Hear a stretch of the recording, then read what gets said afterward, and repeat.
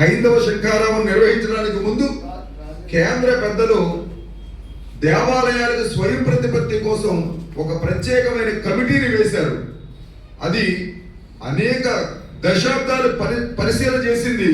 14 రాష్ట్రాల్లో 1000 దేవాలయాలు 5 పద్ధతుల్లో నిర్వహించే దేవాలయాలు రాజ సంస్థలు నిర్వహించుకునేవి, రాజ సంస్థలు ప్రభుత్వానికి అప్పగించినవి, ప్రభుత్వాలు నేరుగా తీసుకుని మేము నిర్వహిస్తామన్నవి, కొన్ని కుటుంబాలు ట్రస్టులు నిర్వహిస్తున్నవి, ధర్మాచార్యులు ఆశ్రమాలు పీఠాలు నిర్వహిస్తున్నవి. 5 పద్ధతుల్లో భారతదేశంలో దేవాలయాల వ్యవస్థలు ఉన్నాయి. ఈ 5 వ్యవస్థల మీద అధ్యయనం చేశాం విశ్వ హిందూ పరిషత్ ఏర్పాటు చేసిన కమిటీ ద్వారా.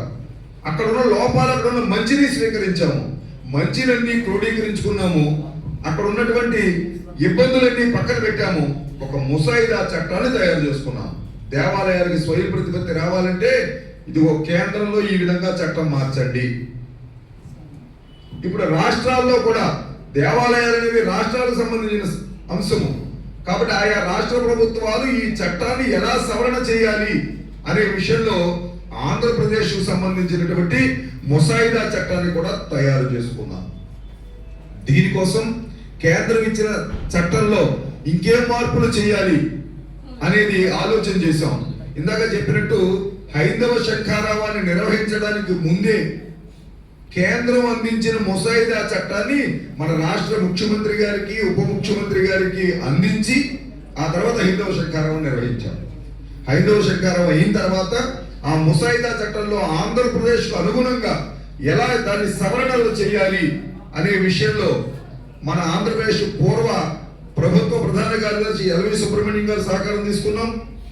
అలాగే మాజీ హైకోర్టు న్యాయమూర్తి ప్రధాన న్యాయమూర్తి జస్టిస్ శివశంకర్ గారి వారి యొక్క సలహాలు సూచనలు తీసుకున్నాం. అలాగే మరొక ప్రధాన కార్యదర్శి ఐవీఆర్ కృష్ణారావు గారి యొక్క సలహాలు సూచనలు తీసుకున్నాం. ఎండోమెంట్ కు సంబంధించినటువంటి సెక్రటరీగా చేసినటువంటి జేఎస్వి ప్రసాదరావు గారి యొక్క అనుభవాలు సలహాలు తీసుకున్నాం.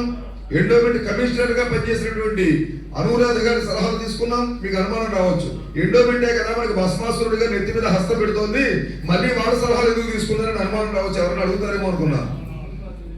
దేవాలయ వ్యవస్థని కాపాడుకోవాలని పదవీ విరమణ చేసే వరకు కూడా కష్టపడిన వ్యక్తులు ఇప్పుడు నేను చెప్పిన పేర్లు. ఇందులో ఒక మహానుభావుడు ఒక ఆర్డర్ ఇచ్చాడు 2016లో. ఇప్పుడు నేను చెప్పిన పేరులో ఒక మహానుభావుడు, temples lands are not government lands, దేవాలయ భూములు ప్రభుత్వ భూములు కాదు అని ధైర్యంగా ఆర్డర్ ఇచ్చిన ఒక మహానుభావుడు జేఎస్వి ప్రసాదరావు గారు. అలాంటి ఆయన సలహాలు సూచనలు కూడా తీసుకున్నాం. అనేక మంది ధర్మాచార్యుల యొక్క మాతాజీల యొక్క సలహాలు సూచనలు తీసుకున్నాం. వారు చెప్పినవన్నీ క్రోడీకరించుకున్నాం. అనేక ధార్మిక సంస్థలకు సంబంధించిన వ్యక్తుల యొక్క సలహాలు తీసుకున్నాం. ఆంధ్రప్రదేశ్ యొక్క నమూనా ముసాయిదా చట్టాన్ని తయారు చేస్తాం. ఈ చట్టం ఆమోదం ఎక్కడ జరగాలి? బాపట్ల జిల్లా సదస్సులో జరగాల? ఎక్కడ జరగాలి? అసెంబ్లీలో జరగాలి. ఎవరు చేయాలి? మాతాజీ నిర్వికల్పానంద స్వామిజీ చేయాలా? ప్రభుత్వంలో ఎవరుంటారు?